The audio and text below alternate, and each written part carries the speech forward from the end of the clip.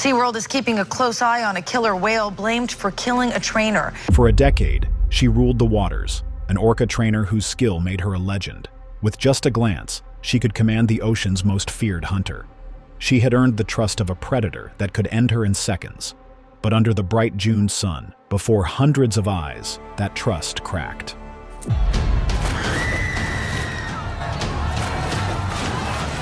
What turned a perfect performance into an unforgettable tragedy?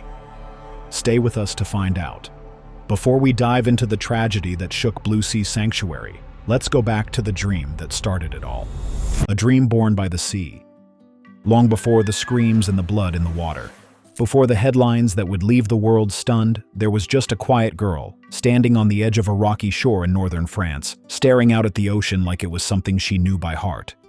While the world around her played, laughed, and forgot, Elise Moreau watched the sea with the quiet intensity of someone listening for something no one else could hear.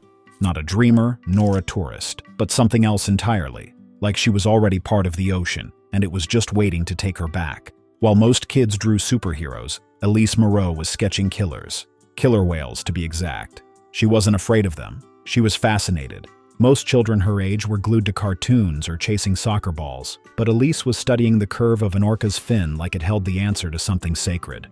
The sea wasn't warm or welcoming in Brittany, but Elise didn't care. Every distant cry of a seabird only pulled her deeper into a dream that didn't make sense to anyone but her. Her parents chalked it up to a phase, something she'd grow out of. But she never did. Every summer they'd drive her to the coast so she could watch the waves. She never said much. Yeah, she didn't have to. That look on her face, focused, distant, almost reverent, said everything. By the time she was 14, she knew the Latin names of every orca species. At 17, she was emailing marine parks across the world, asking for internships. And just after her 19th birthday, Elise did something no one expected. She packed her things and left France behind. She didn't know anyone in California. She didn't have much money, but she had one goal: get to BlueSea Marine Park, the one place she'd dreamed of since she was a kid. And somehow, she made it happen. She arrived at BlueSea Sanctuary with nothing but a backpack and that stubborn ambition.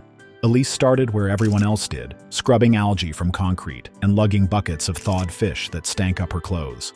But she was patient and focused. Her co-workers noticed quickly. Elise didn't just do her job. She read the animals.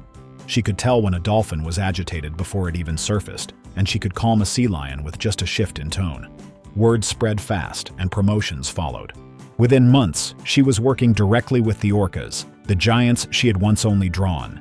But Elise wasn't chasing applause. She was chasing something deeper. And then, she met Kayla, BlueSea's star orca. Massive, majestic, unpredictable. Their connection was immediate, eerie almost. Elise called it a bond. Others whispered a different word: obsession. But there was something else. A shadow trailing behind every perfect show, every high five between species. Kayla had a history, something the older trainers wouldn't talk about. They whispered about it, but maybe it was forgotten or purposely buried. And buried things have a way of resurfacing, especially in deep, dark water. Kayla's stolen freedom. She was born in the wild, in deep, dark water, where the ocean stretches endlessly, and every sound the water made meant something. But when you rip an orca from her family and lock her behind glass, something inside her doesn't just break, it waits. And years later, when everyone thought she had finally settled, Kayla reminded them that orcas never forget. But how did this orca end up in a glass? Let's rewind the clock to 1995, off Russia's Kamchatka Peninsula. Somewhere beneath that gray churn, Kayla, a young orca, barely 5, slid through the water beside her mother, her family tight at her side. They hunted together, swam together, and spoke in a language built over generations. And then, it shattered. Speedboats burst across the waves, slicing the sea like blades. Nets exploded into the water, walls of nylon closing in with terrifying speed. Kayla's pod scattered. She tried to follow her mother's cry, but the sound was swallowed in the chaos, with engines revving and men yelling. Kayla fought to break free, her sleek body twisting in panic, but the ropes pulled tighter. And then came the needle, followed by darkness and silence. When she woke, the world was a concrete jungle. Her ocean was gone, and her family too. For years, Kayla was shuffled between holding tanks like a piece of inventory, metal walls, echoing pumps, and water that didn't move. Trainers labeled her difficult. She refused food. slammed her tail against tank walls with such force that it cracked the lining. She snapped at hands that got too close. It wasn't rebellion, it was grief. And grief has a memory. By the time BlueSea got her, Kayla was 12 and massive, 16 feet of muscle and mystery. The crowd saw beauty, the trainers saw a star. But Kayla? She saw a cage. And behind those deep black eyes, something never settled. Not the praise, nor the whistles, nor the claps, nor the spotlight. They called her a gentle giant. But even giants can break. Orcas don't forget. Their minds are built like ours, wired for family, for emotion, and sometimes for vengeance. In the wild, Kayla would have stayed with her mother for the rest of her life. But here, she circled a tank barely 4 times her length, her dorsal fin bent like a flag at half-mast. And still, no one really talked about what had been taken from her. But Kayla remembered. And that memory, that instinct buried beneath the surface, it was about to come face to face with the one woman who believed she could control it, Elise Moreau, and for a time, she believed Kayla loved her back. A bond beyond the tank. Some connections are hard to explain, so deep, so unshakable, they feel like they belong to another world. Elise Moreau had one of those with Kayla, and for years it was her greatest strength, until the day it became her biggest mistake. Before the crowds arrived, before the music and the applause, Elise would stand at the water's edge in the morning fog, sometimes barefoot, sometimes with a sketchbook folded under her arm, just talking in that quiet, steady way of hers. No whistles, no hand signals, just her voice, low and calm, carrying over the still water. From the depths, Kayla would rise, 6 tons of muscle moving like silk, gliding toward Elise with a trust that seemed unshakable. To anyone watching, it was like watching 2 old friends who didn't need words.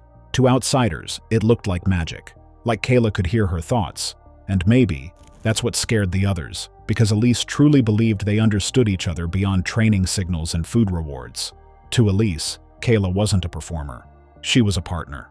She'd spend breaks sketching Kayla's leaps in a worn notebook, planning new tricks to keep her engaged. Elise believed she knew Kayla better than anyone, every flick of her fin, every low click she made underwater. But not everyone was so sure. James, a new trainer barely 6 months in, noticed things, like Kayla, hesitating at the start of rehearsals, holding her breath longer than usual, refusing a cue. Sometimes she'd fix her eyes on the audience, not in curiosity, but with a cold, unnatural focus. He brought it up casually, but Elise brushed it off, smiling. "She's just being Kayla," she'd say, her trust rock solid. Most days it worked. Kayla would nail every spin, every breach, her 6-ton body moving like it was choreographed by the ocean itself. Then came the day Kayla popped her jaw during a dry run, a quick, aggressive snap underwater. Trainers knew that sound. It wasn't cute, it wasn't playful, it was a warning. Elise laughed. "She's just being spicy," she said. But James locked eyes with another trainer across the platform. No one said a word, but the silence was loaded. Because deep down, they'd all seen it. Tiny shifts in Kayla's behavior, a split-second delay in response, and a strange stiffness in her rolls. Elise ignored them all, trusting the history they shared more than the signs in front of her. And up until that week, it had worked. Kayla had nailed every stunt, hit every mark, and made the audience gasp on cue. But bonds, no matter how deep, can fray without warning. And when they snap, they don't make a sound until it's too late. And it was too late, because the next cue Elise gave didn't just go unanswered. It triggered something no one could have predicted. If this story has you on edge already, take a second to hit the like button. The stage is set. In the water, trust is everything.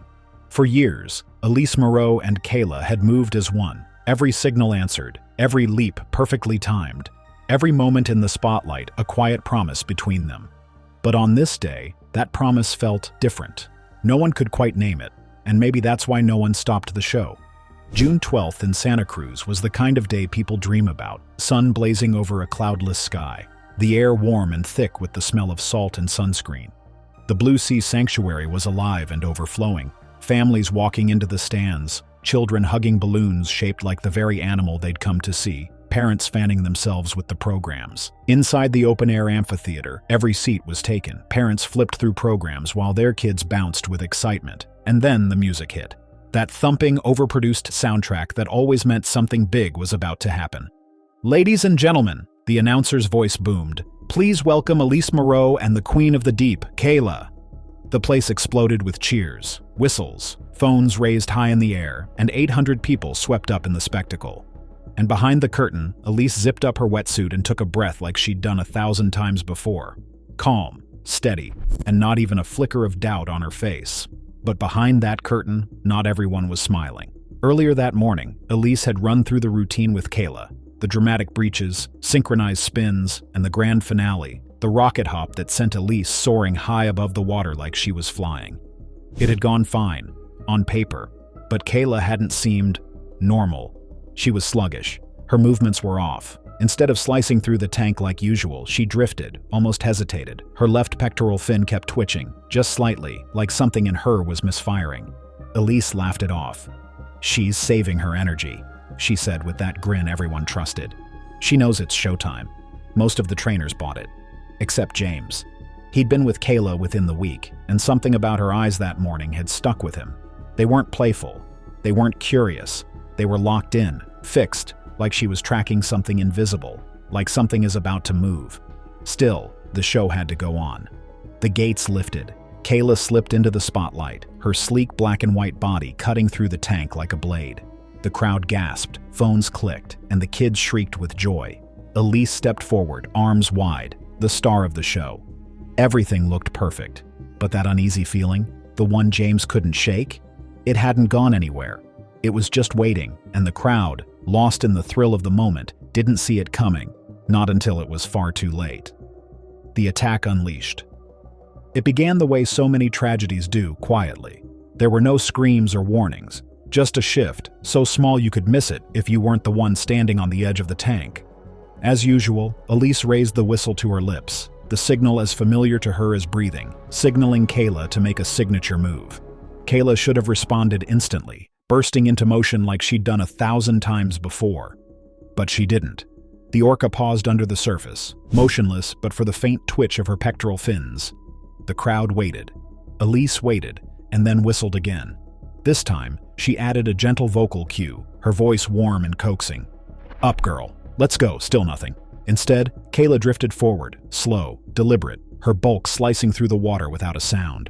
At the last moment, she veered off course, brushing past Elise's legs with the heavy, cold weight of something alive and ancient. The contact made Elise's skin prickle. She gave a small, awkward laugh into her mic.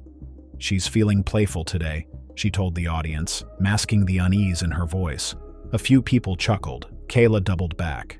The movement was sudden, too fast to track, and then there was an impact, a blunt force from below that knocked Elise clean off her feet and into the water. The splash drew gasps from the stands, but they weren't alarmed yet. From a distance, it could still be part of the act. Then the water changed. It stirred violently as Kayla clamped her jaws around Elise's left arm. The bite was quick and precise. Elise's scream was swallowed by the tank. Blood spiraled upward in slow ribbons.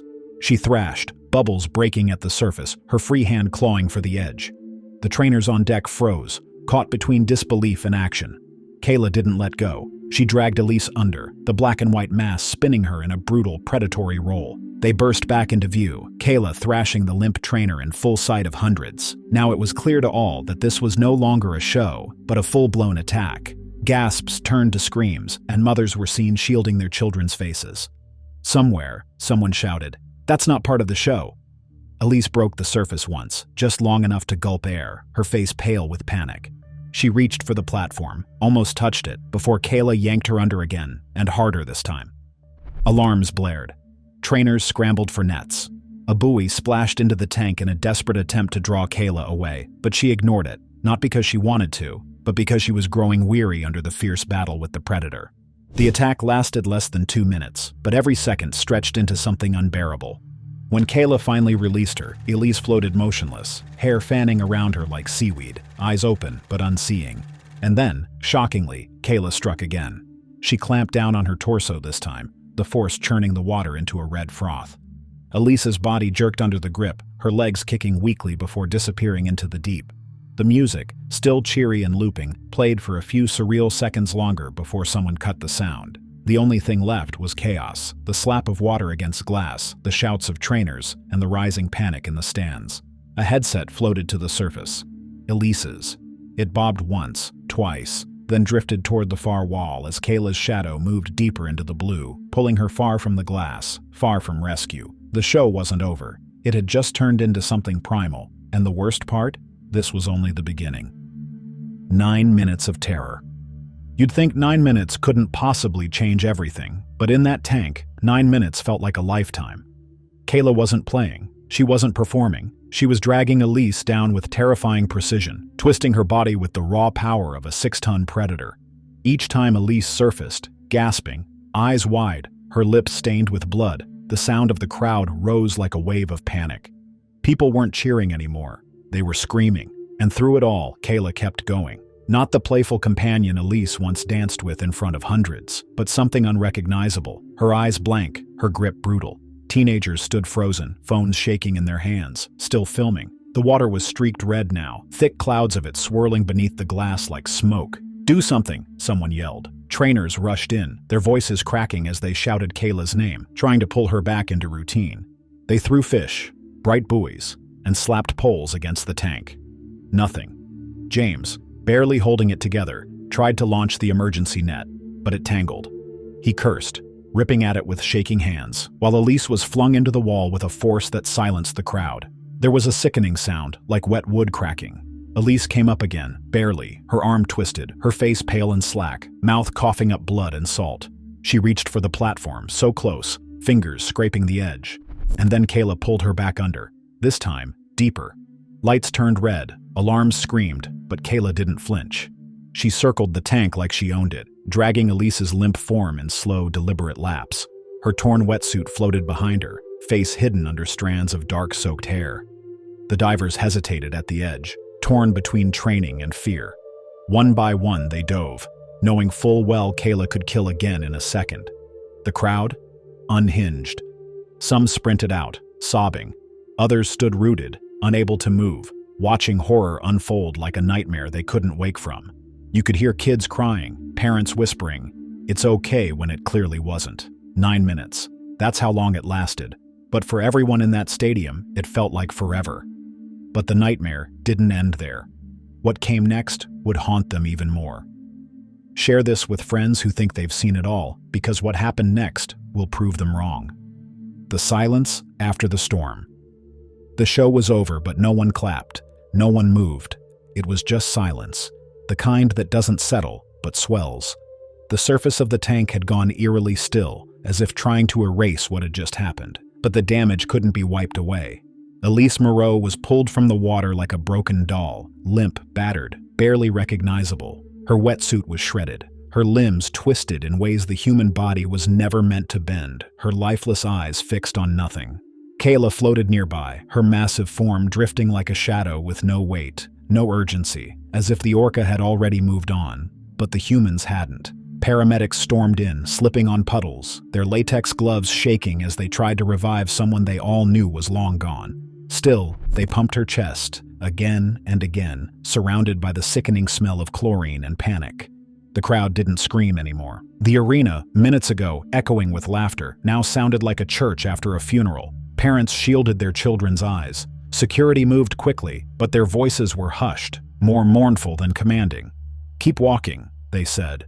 But no one walked like they were leaving a theme park. They walked like they were leaving a crime scene. Backstage, it was worse.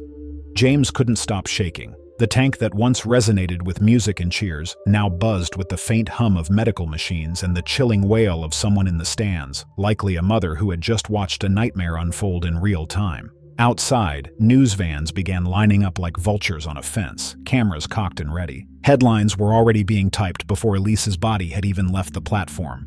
Inside, the park was shutting down, lights out, gates locked, rides frozen mid-motion. The whole place felt like a stage abandoned after the final unplanned act. And then came the whispers. From the staff, from the trainers, from the ones who'd worked with Kayla and seen things they were told not to talk about. Incidents that were brushed off. Close calls swept under the rug.